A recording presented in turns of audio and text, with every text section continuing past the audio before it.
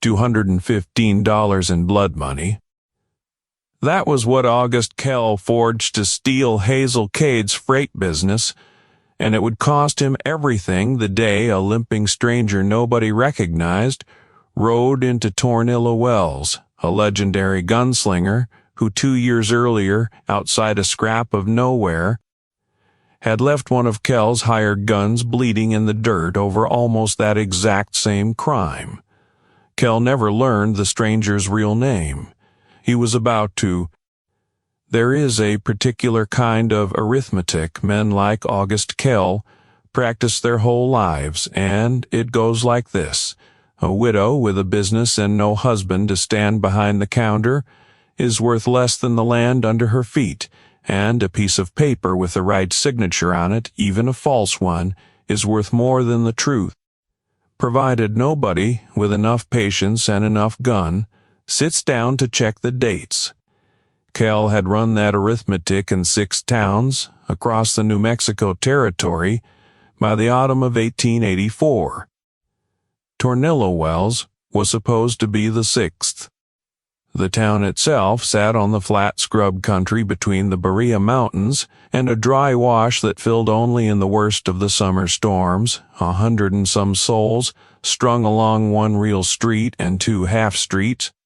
It had a livery, a blacksmith, a saloon that did double duty as the only place in town serious business got discussed after dark, a small stone jailhouse that mostly held drunks overnight, and, standing on the west side of Maine between the blacksmith's forge and a feed store that smelled permanently of oats and leather, August Cade had built it from almost nothing in 1879, starting with 1 borrowed wagon and a stubborn gray mule he'd named Deacon, on the theory, he liked to say, that the mule and the business both deserved a name that suggested they could be trusted with responsibility.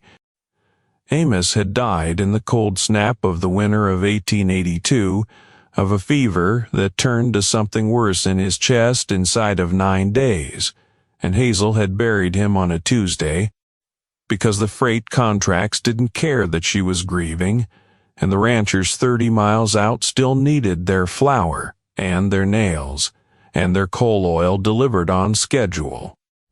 She was 27 years old that autumn, with brown hair kept in a braid and pinned under a wide canvas hat against the sun, and steady gray eyes that had learned, over 2 years of running a business alone. Her father, back in Missouri, had been a bookkeeper for a grain merchant, and he'd taught her his trade before she was 15, not because he expected her to need it, but because he believed a person who understood numbers could never be lied to by them. It turned out to be the single most useful thing he ever gave her. She kept the Cade ledgers in a hand so neat that the territorial tax assessor had once complimented it without meaning to be kind, purely out of professional astonishment, and she knew to the penny what the business earned, what it owed, which was the trouble, because, on a cold morning, early in October, August Kell walked through her door with a piece of paper that claimed otherwise.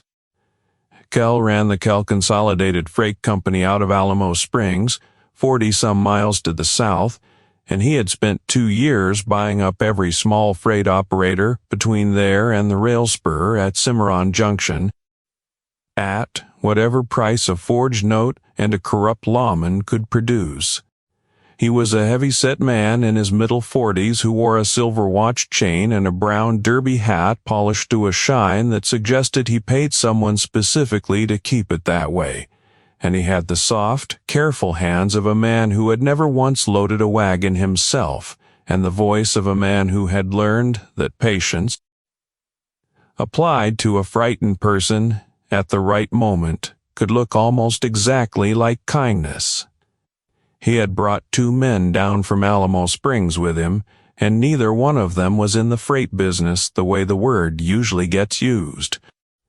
The first was a broad-shouldered enforcer named Dutch Malloy, 6'3" with a jaw like the front board of a loaded wagon, a man who wore 2 revolvers and smiled at women the slow, patient way a coyote smiles at something it has already decided is dinner.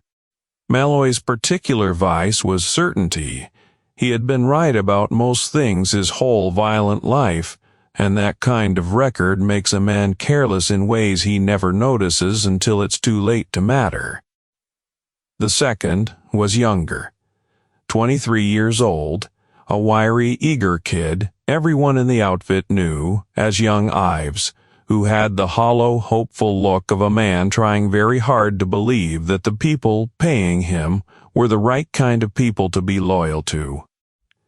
His vice was loyalty itself, misapplied, which is the most dangerous kind there is because it does not bend to reason, and it does not ask questions until questions are far too late to help. The third man in Kell's arrangement did not travel with him. He was already in Tornillo Wells, wearing a badge that sat slightly crooked on his vest from an old habit of grabbing collars that had grabbed back. Deputy Roy Skinner was 54 years old, gray-mustached, and had wanted to be a sheriff his entire career, and had topped out permanently at deputy. And that particular disappointment had curdled inside him for a decade into a resentment that made him easy to buy. He owed Kell money, an old debt from a bad run of luck at cards 2 winters back, and he had owed it long enough that he had stopped experiencing it as a debt and started experiencing Kell as something closer to a business partner. Men do not usually leap into corruption.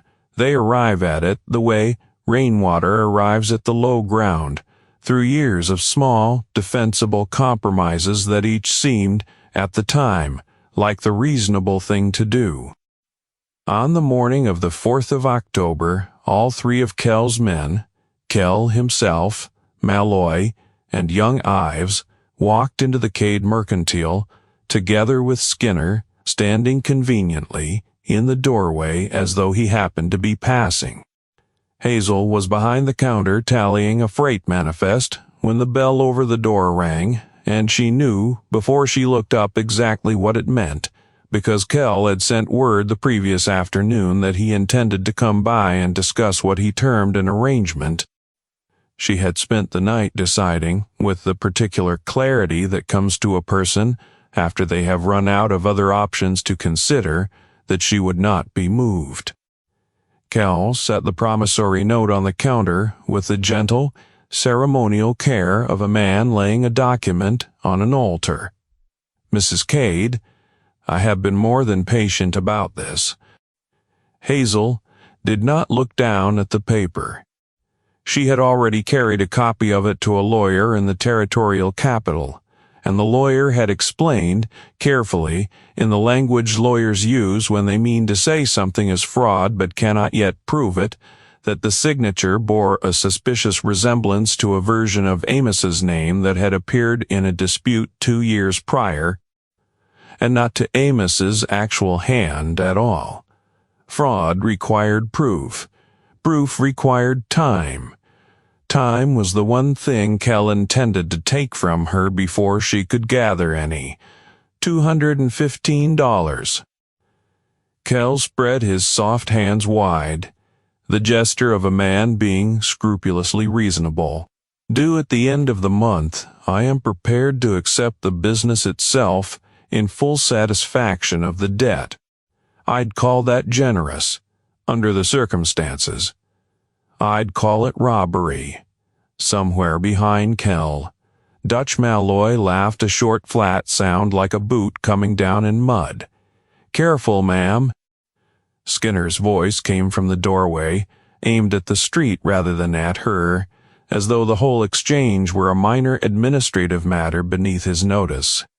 Legal talk can get a person in trouble if they don't fully understand it. Hazel held the deputy's gaze a long moment. Legal talk is exactly what's going to settle this, in front of a circuit judge, not across my own counter. Kell picked the note back up, unhurried, and tucked it inside his coat as though he had all the time in the world, which, in a sense that made Hazel's stomach turn, He believed he did. End of the month. I'll be back in Tornillo Wells. Still smiling. The bell rang again on their way out, and then the mercantile was quiet, and Hazel stood alone behind the counter with the smell of Kell's hair oil still hanging faintly in the air, and her hands flat on the wood, and she did not shake because she had promised herself she would not, and she had not quite managed to keep that promise all the way. What followed over the next several days was the particular patient cruelty of men who have learned that intimidation works best in small doses, each one just slightly worse than the last, so that no single moment can be pointed to as the crime. Dutch Malloy took to lingering in the mercantile longer than any purchase required, leaning his forearms on her counter and saying things in a low, unhurried voice that were not quite threats and were not quite conversation. Young Ives followed him everywhere with the loose, uneasy gait of a man who had not yet decided whether he approved of what he was part of, but had decided, for now, that approving was easier than the alternative. And twice that week, Hazel found small signs that someone had tested her doors after dark, a bent latch on the back entrance that had not been forced, only opened and closed again, the message contained entirely in the fact that it had been opened at all. She wrote a letter to the circuit court in the territorial capital that week, requesting a hearing date to challenge the note as fraudulent, and she posted it herself rather than trust it to anyone, and then she went home to the small room above the mercantile where she had lived since Amos died, doing the thing she had trained herself not to do in front of anyone else, which was simply to be afraid. 2 mornings after Kell's visit, a rider came into Tornillo Wells on a gray Appaloosa mare with trail dust worked into every crease of her coat, coming up the south road the way most travelers from Alamo Springs did, which meant he could have been anybody at all. He did not ride to the livery first, the way anybody in a hurry to settle in would have. He rode to the water trough at the edge of the street, let the mare drink her fill, and sat very still in the saddle, looking at the town the way a person looks at a place from an old bad dream, checking it against the memory to see whether it matched. He was lean through the shoulders in the deceptive way that looks unremarkable from 30 feet, and considerably less unremarkable the closer a person got. His face was clean-shaved and younger than the dust on him suggested, somewhere in his middle 30s with dark hair under a plainsman's hat gone the color of weathered wood, and he wore a canvas duster the same faded shade, and a Colt single-action worn cross-straw on his left hip in a way most people wouldn't notice was unusual until the moment it mattered that they had. The thing people in Tornillo Wells noticed first, though, was the limp, a small catch in his left stride, an old wound healed either badly or in a hurry or both, that made him look at a glance like a man worn down in some essential way, which had the useful and entirely intentional effect of making most people look away from him rather than. He requested board at the livery for the mare for at least a week, paying in coin without haggling, and gave his name as simply Cass. Not Cassius, just Cass. The livery boy, a lanky 14-year-old named Whit, who slept most nights in the hayloft rather than walk home to a house that wasn't much better, wrote it down without pressing for more, because nobody in Tornillo Wells had ever gotten more out of a drifter that way. He took a room at the Sandstone House, a 2-story adobe building that passed itself off as a hotel and mostly functioned as a boarding house for drummers and stage passengers between runs, and he ate his supper that first evening in the small dining room with his back to the wall.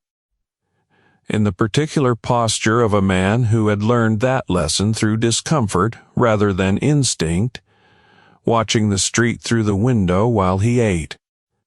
Deputy Roy Skinner sat at the far end of the counter that night, working through a steak and talking loudly to the hotel's proprietor about the general decline of reasonable men in the territory, and Cass listened to him for the better part of 15 minutes. The next morning, he limped down to the Cade Mercantile and bought 2 lengths of rope, a tin of axle grease, and a box of rifle shells, in the unhurried, focused way of a man purchasing exactly what he needed, and nothing he merely thought he might want, which was a different thing entirely from the way most customers shopped. Though Hazel couldn't quite place how she knew that, passing through, it was mostly habit, the question she gave every stranger. Not quite yet. He paid and left. She watched him cross the street through the front window, and did not think much more of it, at least not until later that same afternoon, when Dutch Malai came in to buy tobacco, and leaned his forearms on her counter a moment too long. "Mr. Kell's patience is running short. Your Mr. Kell can run however short he likes. It won't change the law. Depends who's reading it." He tipped his hat and left. It was the third time something like it had happened that week, and each time was a little smaller than the one before, and a little more casual, because that is how intimidation is built when it wants to look from the outside. It stacks small moments on top of each other until their combined weight becomes something a person can no longer stand under comfortably. If Hazel's fight has already pulled you in, here's one way to ride deeper. Become a channel member. Tap join beside the channel name. Cass had, by the second morning, already spent hours doing something in Tornillo Wells that had nothing to do with idle wandering, though it looked exactly like idle wandering to anybody watching. He knew, by the end of that morning, where the 3 alleys behind Main Street ran, and where they let out. He knew where the livery's rear gate opened onto the wash.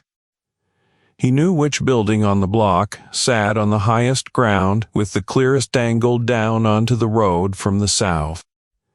He had done this particular kind of accounting before in other towns under other names, and the currency he paid in was patience and attention, the 2 things men like Dutch Malloy never bothered to spend. He had also, that same morning, followed young Ives at a careful distance through the livery alley, and watched him long enough to draw a conclusion. Ives went wherever Malloy pointed him, and Malloy went wherever Kell pointed him, and Kell had not yet decided what to do about the deadline at month's end. Which meant, Cass judged, that Tornillo Wells would stay quiet for a handful more days, and then turn loud very fast. He was eating a midday meal at the counter of the sandstone dining room 2 days later, when Deputy Skinner sat down beside him uninvited, in the particular way lawmen do to drifters to establish early who held the higher ground. "You've been in town about 4 days now." Skinner addressed his coffee cup rather than the man beside him. "About that. Most folks passing through are gone by 2.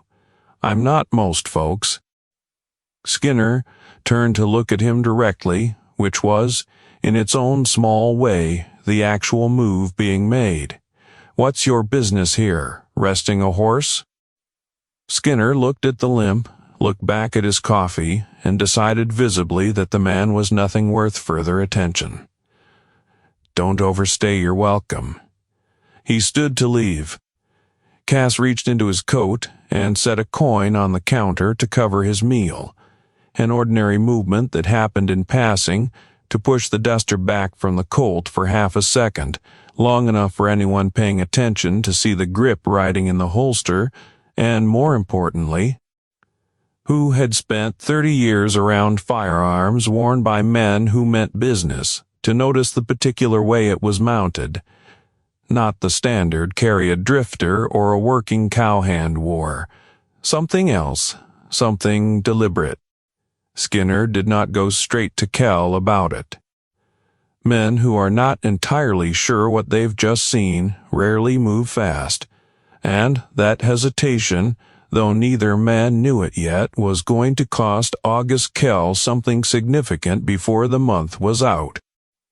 3 mornings after that, Dutch Malloy and young Ives came into the mercantile with a new proposal, and this one was not dressed up as a negotiation. Malloy stood on one side of the counter and set his hands flat against the wood the way Kell had done on the first visit, but with a different, heavier kind of weight behind it, while Ives lingered near the door. Kell is prepared to offer you $450 cash for the business. Malloy set his hands flat on the wood. Sign the deed over today, you're clear of the debt entirely, and you walk away with money in your pocket besides. That's more than fair. Tell Mr. Kell the business isn't for sale. Malloy leaned in slightly, and the way he pronounced her name made it sound like a fact, entered into a ledger rather than a person addressed. I'd think carefully. I think carefully every single day. It's gotten me this far. Malloy pushed back from the counter and let his eyes travel slowly around the mercantile, the gaze of a man measuring dimensions for something other than commerce.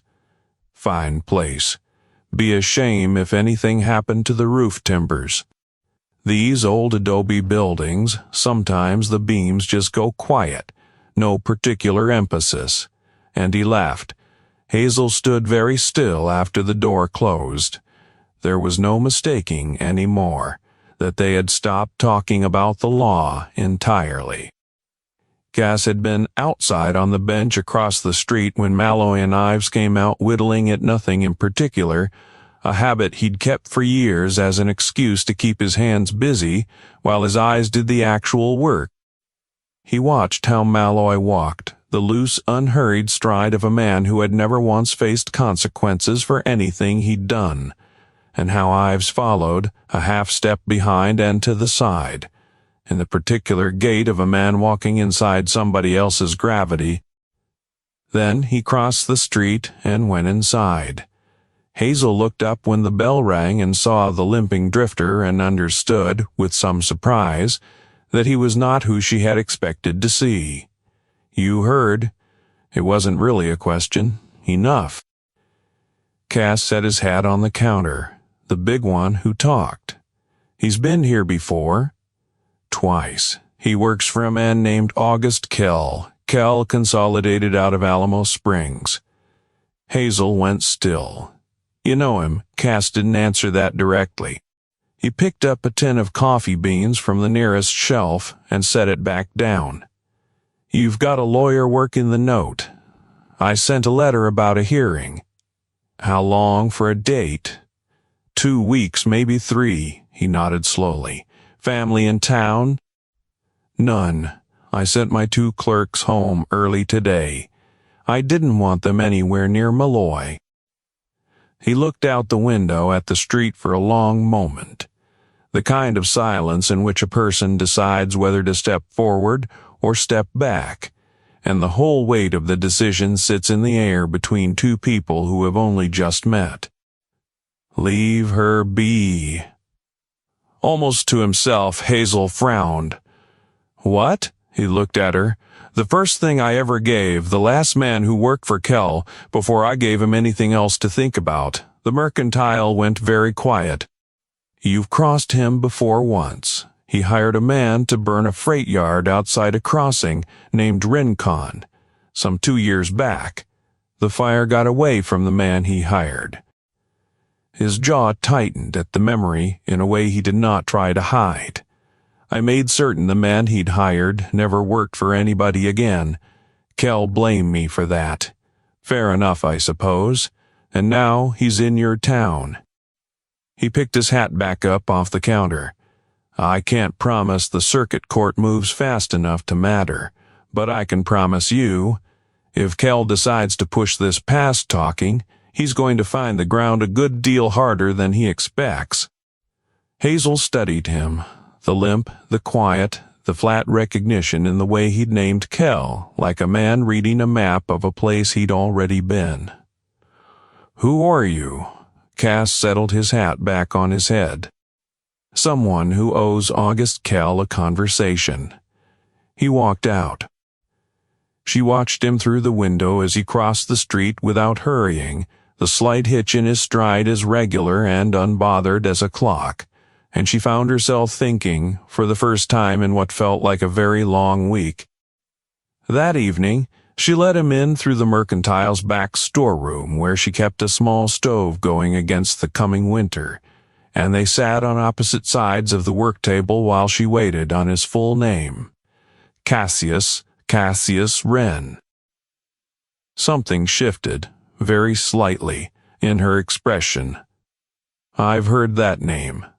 Most people in this territory have no particular pride in it."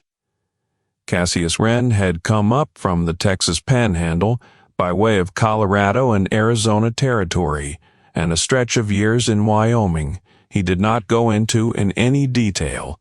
He was 34 years old. The limp was from a shattered femur, an old dispute in a mining town named Silver Bend in 1881 that had never been his idea and had ended very badly for the man whose idea. He had been offered a deputy's badge in 3 different territories over the years, and had turned all 3 down, not from any objection to lawful work, but from a particular quiet objection to standing still. He was the kind of man who understood the worth of permanence perfectly well, without being able to hold on to it himself, which is its own specific kind of loneliness, one he had learned over the years to carry without needing anyone else to share the weight of it. He laid out Rincon Crossing for her that night. Not all of it, but enough. The freight yard, the fire, a bookkeeper named Mrs. Pruitt, 60 years old, who had been sleeping in the yard's back office because she was saving every spare cent toward a train ticket to see her daughter in El Paso, and who had gotten clear of the flames with burns on her hands and forearms that would trouble her for the rest of her life. Cass had happened to be in Rincon Crossing on other business that week, close enough to the yard to pull Mrs. Pruitt out before the smoke reached her lungs, and close enough afterward to recognize Kell's intermediary, a man named Soto, and close enough, in time, to work out exactly why Kell had wanted that particular yard burned. It had been burned because its owner had refused flatly to sell, the same way Hazel was refusing now. He's done this before. It wasn't a question either, at least twice that I've confirmed. Both times the property changed hands in the end. Both times the owner walked away with less than the land was worth, and counted themselves lucky to be walking away at all. Hazel looked into her coffee for a long moment. He isn't going to get this building. Quiet, the tone of a person who had stopped asking herself whether something was possible and started asking herself how exactly it would happen. No, Cass agreed. He looked up at the ceiling for a moment, a habit of thought. You keep the rear alley door locked at night? Since they bent the latch? Yes. Good. Keep it that way. Don't use the front after dark. He stood, turned his hat over once in his hands, and stopped. You ever fired a rifle? My husband's Winchester's in the back room.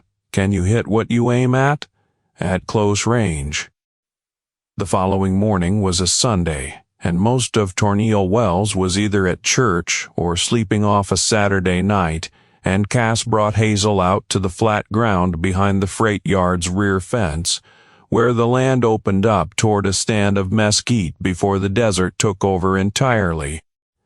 He'd set 3 tin cans along a split-rail fence post at varying distances the evening before, and he began, patiently, with the Winchester's action, the lever, the seating of a round, the set of the stock against the shoulder. And he talked about breathing in the particular way of a man who had spent a great deal of time thinking about breathing and understood, better than most, that fear ruins a person's aim, before their hands ever do. He adjusted the angle of her elbow with 2 fingers. No more pressure than that. You just learn to breathe inside it instead of waiting on it to leave first. It won't. Not ever. Not really. You just get better at working alongside it. She missed the first 2 shots wide, and hit the 3rd can solidly enough to send it spinning off into the mesquite. He made no reply, only reloaded, and handed the rifle back again. She fired until the cartridges he'd brought were gone, and by the last handful she was hitting consistently at the middle distance, no longer flinching at the report, carrying the particular stillness that comes over a person the moment they discover they can do a thing they had genuinely believed. Until that moment, they could not.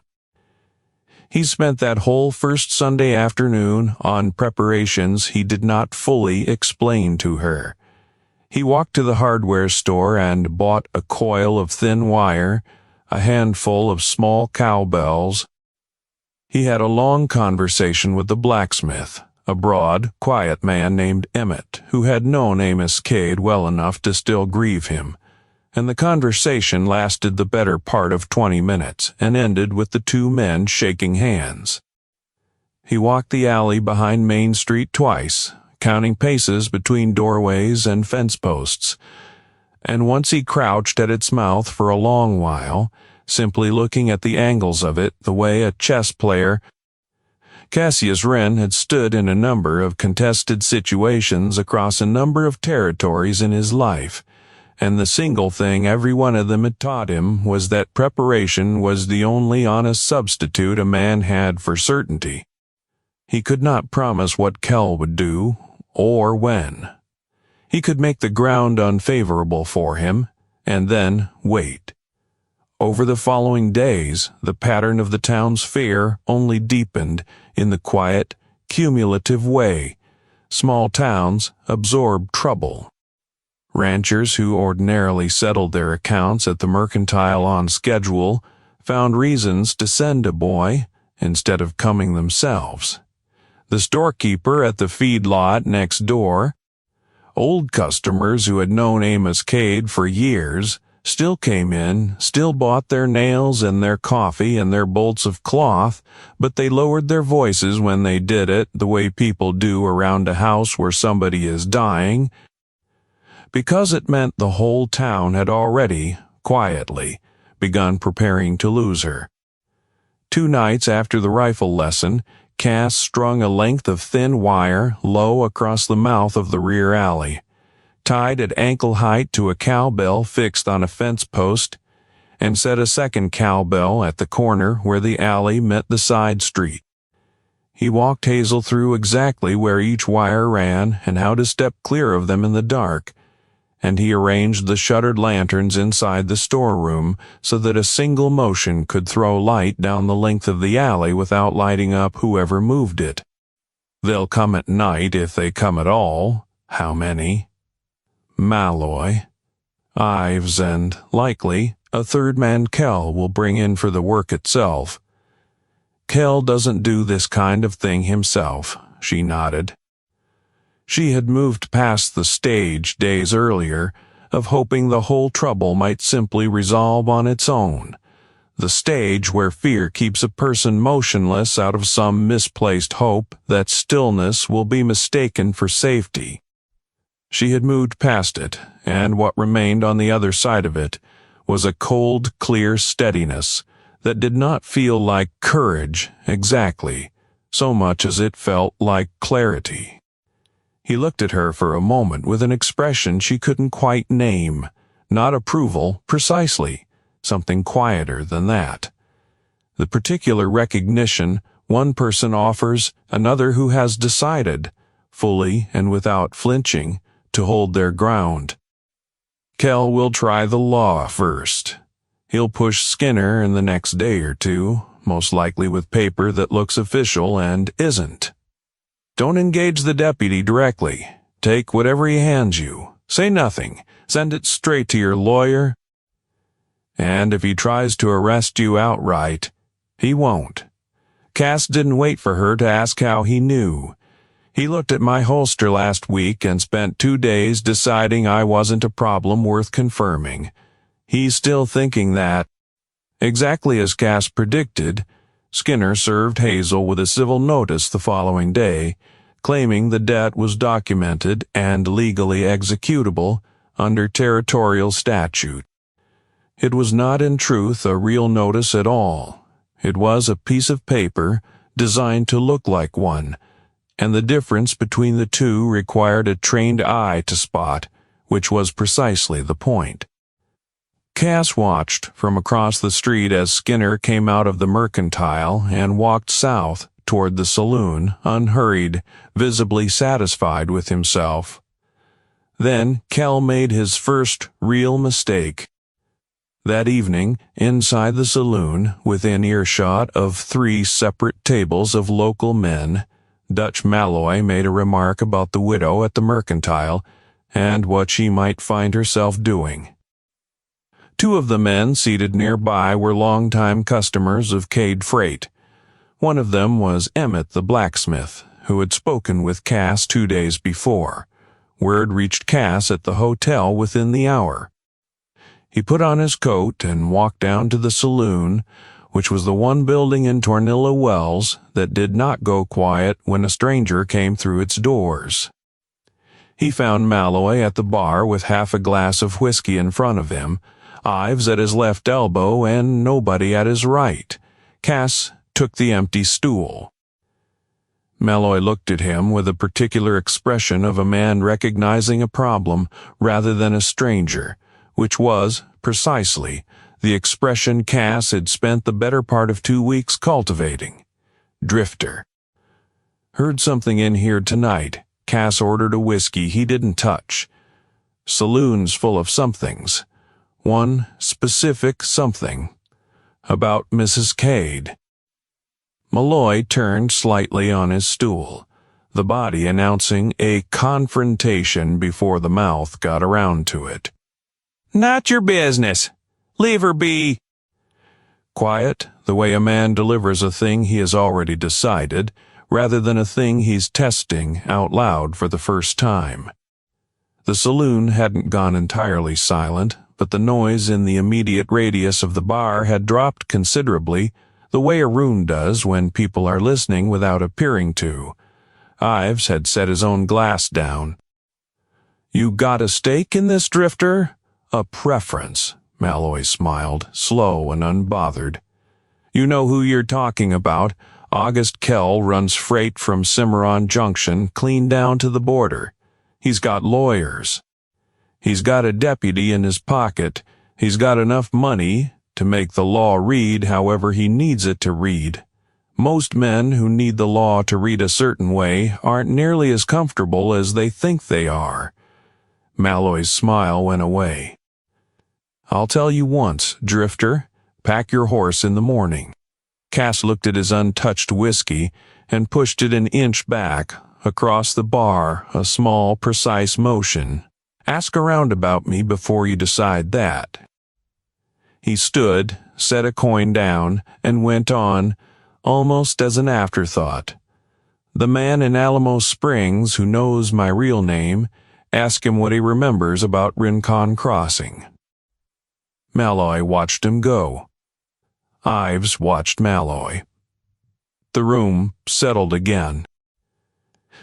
Malloy did not, as it happened, ask around, and that failure of curiosity turned out to be the particular kind of mistake made only by men who have been right about most drifters and have long since stopped bothering to check for the exception.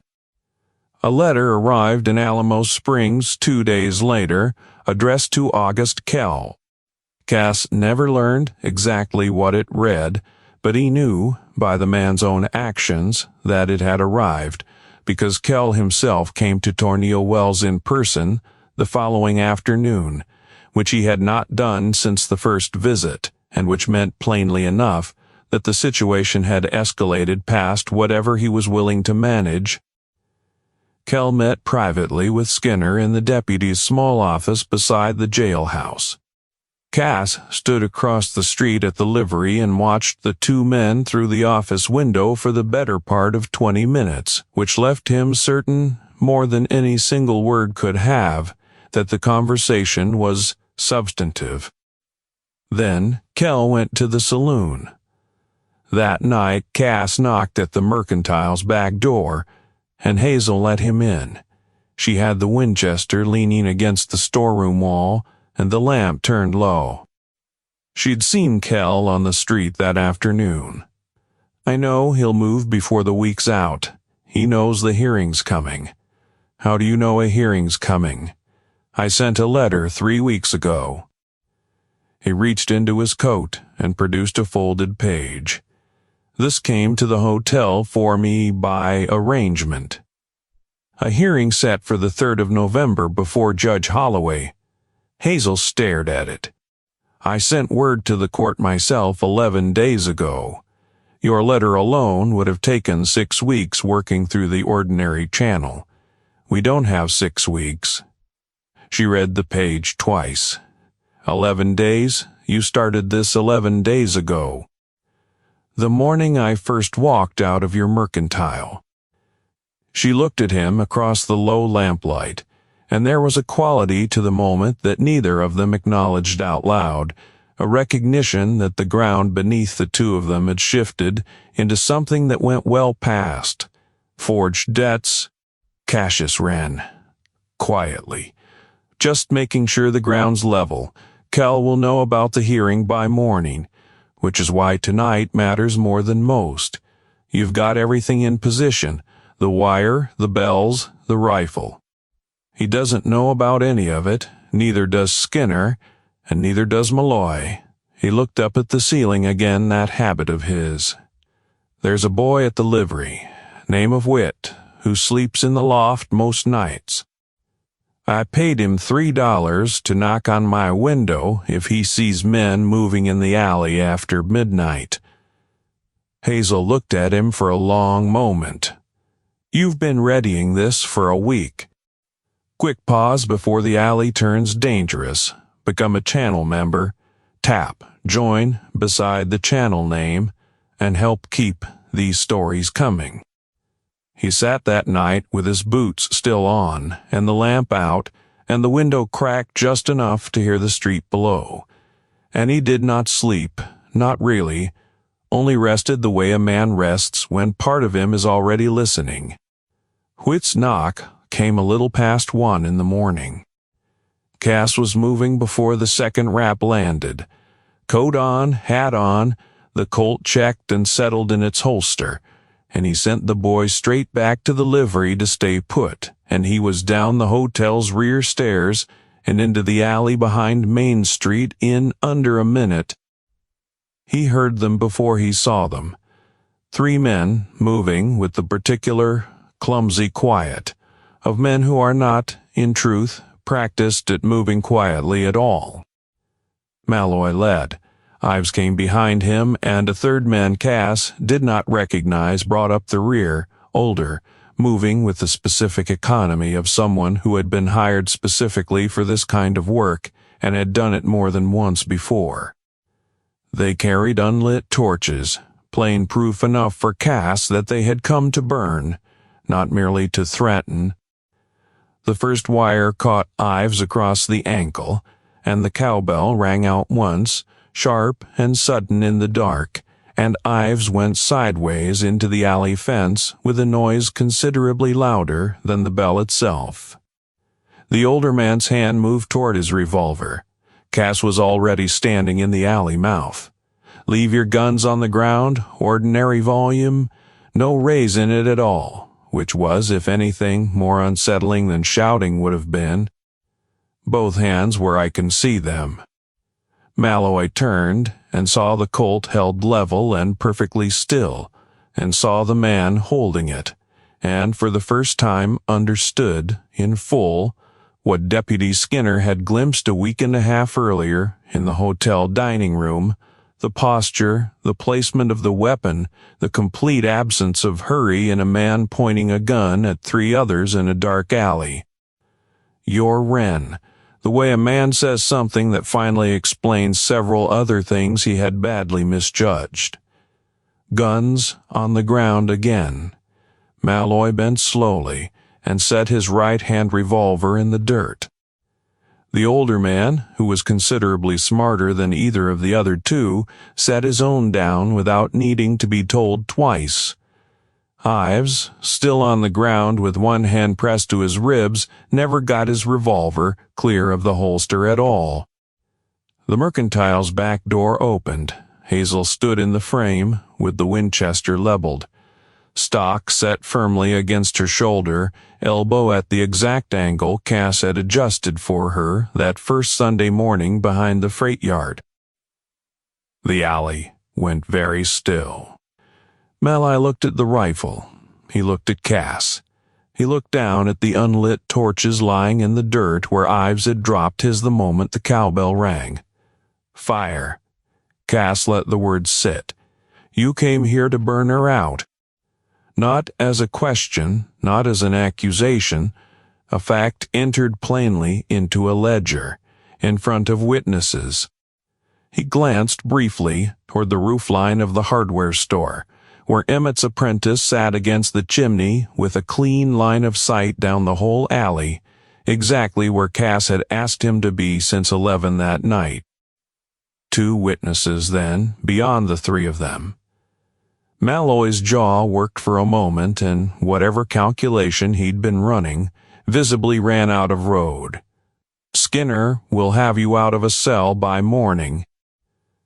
The last position left to a man who had run out of better ones. Cass moved a half step to one side, keeping his angle clean. Mrs. Cade, Hazel did not lower the rifle. She kept it level, barrel-trained on the space between Malloy and Ives in the manner Cass had shown her that covers 2 men at once without committing to either one, which unsettles a person far more than being singled out ever would, because neither man could be certain which of them she meant to fire on first. Dutch Malloy. Her voice was steady, not the steadiness of a person who felt no fear, but the steadiness of a person who had decided fully that being afraid was not the same thing as being stopped. You came to burn my business to the ground. I'd like you to tell me plainly whether Mr. Kell ordered this, or whether this was your own judgment. Because when I describe this night to Judge Holloway on the 3rd of November, I intend to put the right name to the right act. Malloy gave no answer at first. Mr. Kell? Not a question the second time, either. That was answer enough. On your knees, all 3 of you. Hands on your heads. They went down, Ives first, then the older man, then Malloy. Last, with the particular slowness of a man trying to salvage some remnant of dignity from an undignified position, Cass raised his voice toward the alley mouth. Whit, go get Emmett. The boy, who had circled back despite being sent off, appeared with a lantern and ran for the blacksmith's house. 2 citizens of Tornillo Wells who held no particular affection for Kell or for Skinner, and who had spent the better part of 2 weeks watching a widow they respected be squeezed over a debt they knew in their bones was false, agreed without hesitation to stand watch over the 3 men in the freight yard until the law arrived. Through a deliberately roundabout message, to take a good deal longer than it strictly needed to. By the time Skinner finally reached the yard, 5 local men stood around the prisoners, 2 of them long-time Cade freight customers, and one of them had watched, from the hardware store roof, Malloy actually strike a match to the torch before the cowbell ever rang. The unlit and one now charred torches lay in the dirt as evidence, plain enough that even a deputy well paid to look the other way couldn't manage it. Skinner looked at the torches and looked at the 5 witnesses and looked at Cassius Wren standing quietly against the freight yard fence with his arms folded and a particular unreadable expression on his face, and made the only calculation left available to him. He arrested Malloy and the older man, whose name turned out to be Garrick. He let Ives go on the thin excuse of the boy's youth, leaving Cass watching, certain that Ives had already started talking, exactly the outcome Cass had expected all along. Kell was gone from Tornillo Wells by the following morning. He did not come near the Mercantile before he left. He simply rode south on the Alamo Springs Road at the same smooth, unbothered pace of a man who believed he had merely concluded a piece of routine business. And if a person hadn't already known the whole story, there would have been nothing in his departure to read anything into at all. But the story was already known by the time the morning stage rolled through. Every soul in Tornillo Wells knew it. The way small towns absorb the truth faster than anything ever gets printed, and the particular currency of people who badly needed something to turn out to be true. On the 3rd of November, Judge Holloway convened a hearing in the Tornillo Wells meeting hall and examined the Cade debt instrument alongside 3 supporting documents Cass had obtained in the days before the ambush from a freight records clerk in Alamo Springs who had noticed real inconsistencies in the filing dates on Kell's own paperwork. Inconsistencies that once laid side by side with the forged note made the fraud plain to anyone willing to look. The hearing ran the better part of 4 hours. At its conclusion, Judge Holloway voided the note as fraudulent in full and entered a formal finding against Kell Consolidated Freight.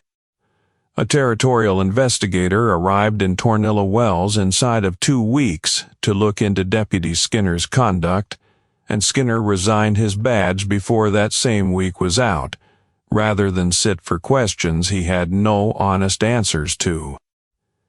Hazel did not hear any of it directly from Cass because by the time the investigator arrived, Cass was already gone. He had ridden out 2 days after the night in the alley, well before the hearing itself, though she had known he was leaving before either of them spoke a word about it. Known it the way a person knows weather is coming, not from anything spoken aloud, but from the particular quality of quiet that settles over a day just before a change arrives.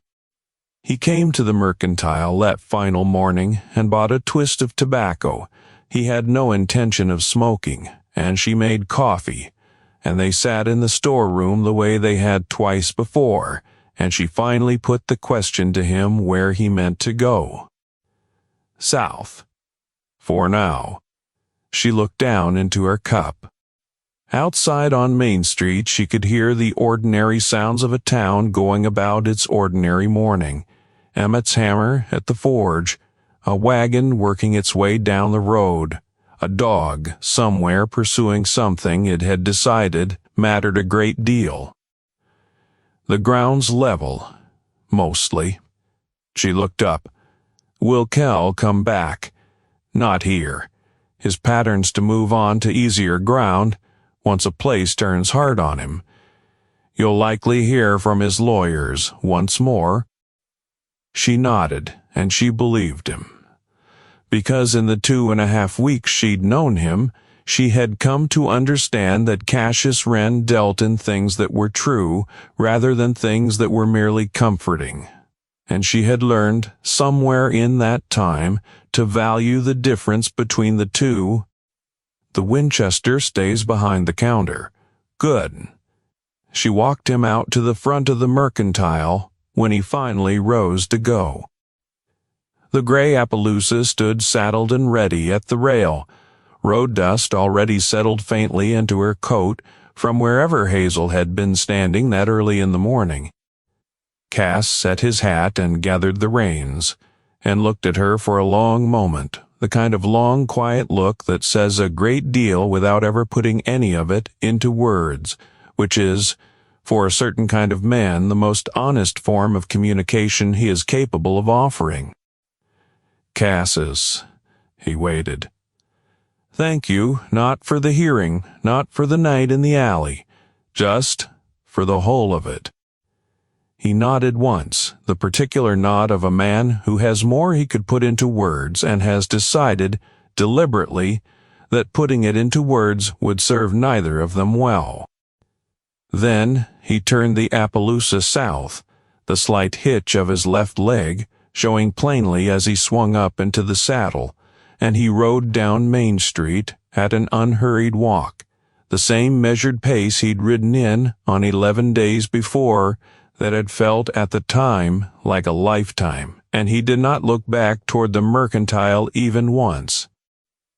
Hazel stood on the porch and watched him until the road dust closed around him entirely, and there was no romance in it, no promise exchanged, no lingering kiss to soften the leaving, only two people who had stood on hard ground together and come through it, and who both understood without needing to say so. And some are built only for arriving and setting things right and then riding on, because the road keeps making room for them and they have not yet found the place it finally stops. She kept the Cade freight and mercantile open straight through 1884 and into 1885, and that spring she hired her first 2 full-time freight drivers and pushed the route north as far as Cimarron Junction. By 1887, she owned 3 wagons outright and had a bookkeeper working under her own supervision, and she had earned, across the territory, a reputation as exactly the kind of businesswoman a man did not want to cross over a debt. She kept Amos's old Winchester behind the counter for the rest of her working life, not because she ever expected to need it again, but because it stood there as a permanent reminder of one particular Sunday morning behind the freight yard, when she had discovered that the thing she had spent so long being afraid of was a thing she was fully capable of facing down herself.